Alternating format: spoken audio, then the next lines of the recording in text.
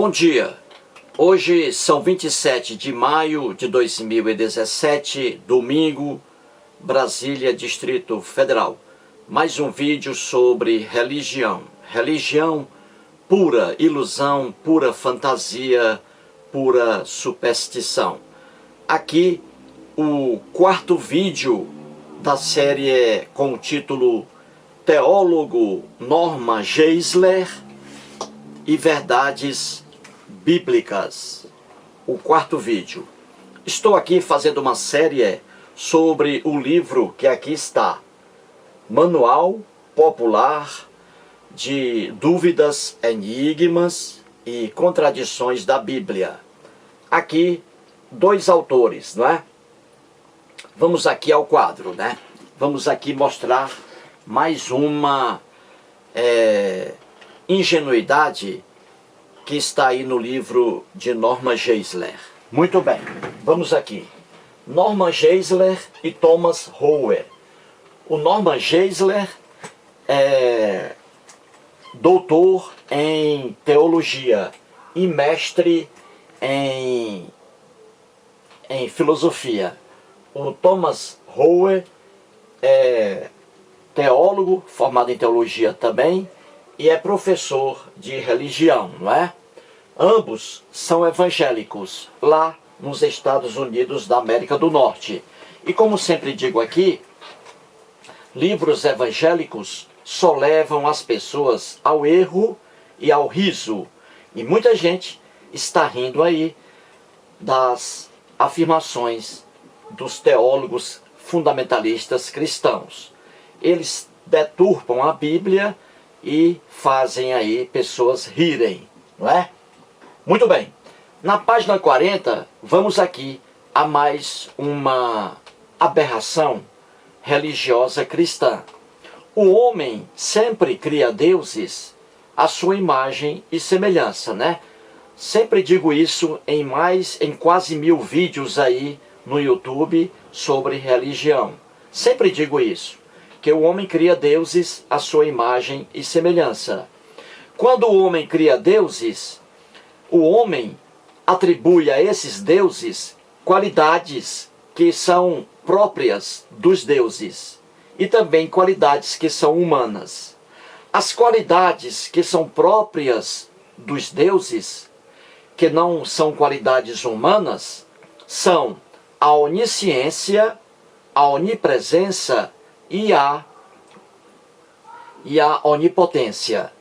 O homem cria deuses e coloca esses deuses como seres onipotentes, que podem tudo, como seres oniscientes, que sabem tudo, e como seres onipresentes, que estão em todo lugar ao mesmo tempo.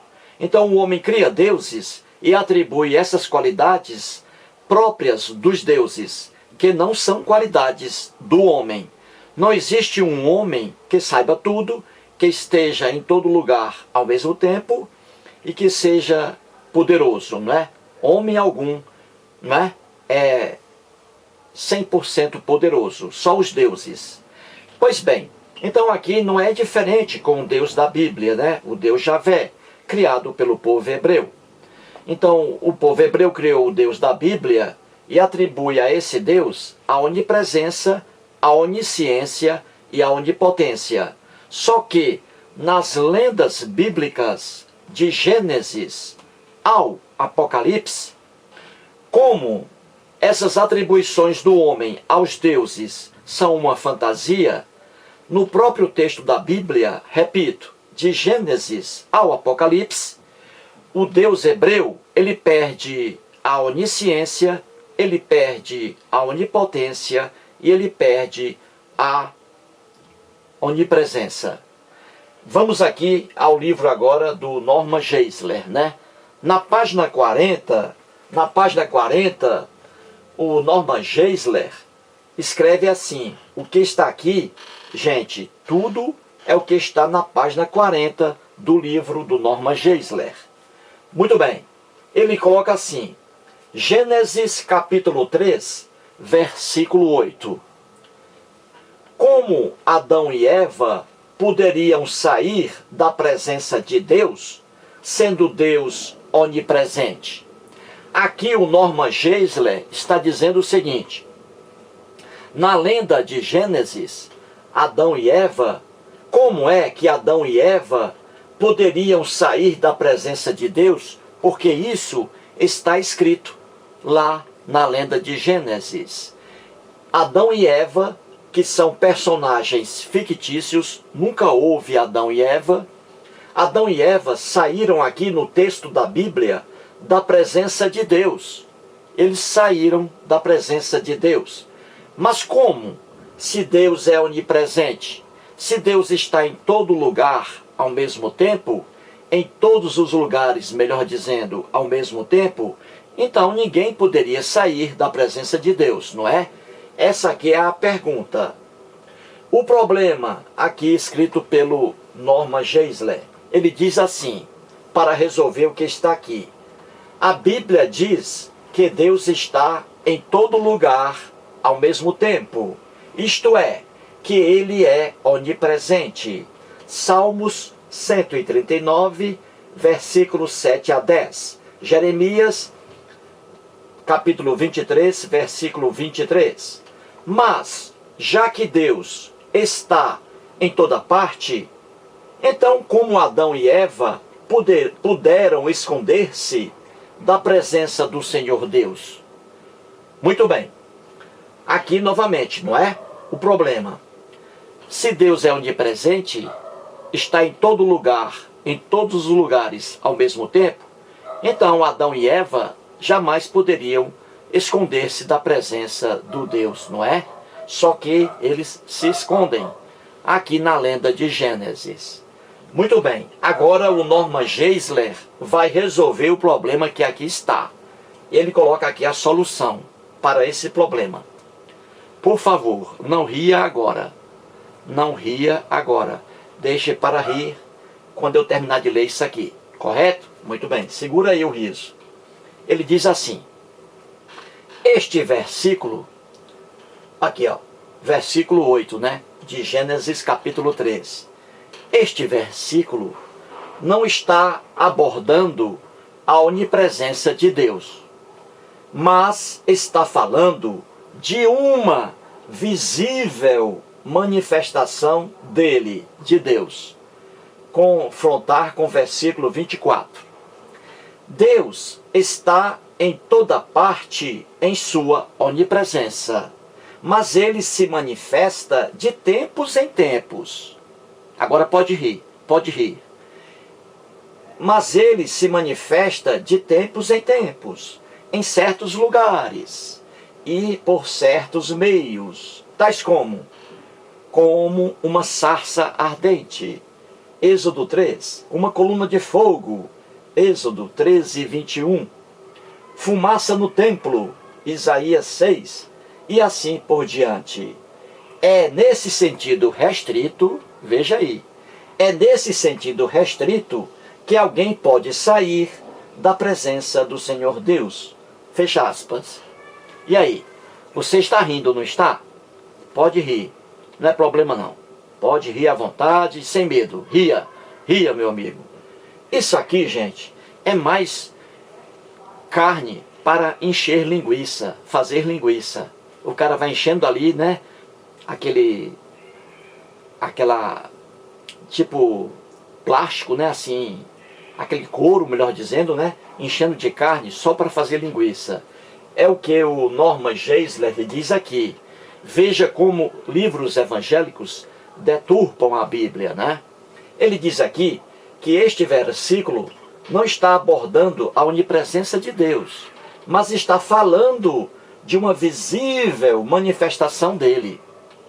Que Deus está em todos os lugares, só que ele às vezes se manifesta. Então é isso aqui que o Norman Geisler está dizendo. Não ria, por favor, não ria. Ora, como digo aqui, em toda a Bíblia, de Gênesis ao Apocalipse, aqui o Deus, ele perde a onipresença, como também perde a onisciência e perde a onipotência. Vamos aqui só para dar alguns exemplos, ó, bem fáceis. Em Gênesis capítulo 3, versículos 9 e 10, está escrito assim: e chamou, veja aí, no caso aí do lendário Adão, e chamou o Senhor Deus ao homem, ao Adão, chamou, e lhe perguntou: onde estás? Oh, onde estás, Adão? Adão, onde estás? Onde estás? Onde estás, Adão? Onde estás? Deus aqui está perguntando, porque ele não sabe onde Adão está. Daí a pergunta: onde estás, Adão? Adão, onde estás, ô bebedouro? Onde estás, bebedouro? Onde estás, Richard Hoffman? Onde estás, Litaif? Estás onde, Litaif? Onde estás, Litaif? Onde? Está perguntando, porque Deus aqui acaba de perder sua onisciência também. Ele não sabe onde Adão estava. E continua aqui a Bíblia de forma clara. Ele respondeu, ele quem? O Adão. O Adão, macho. Ouvi a tua voz no jardim. Veja aí, o Adão ouviu a voz de Deus ao longe.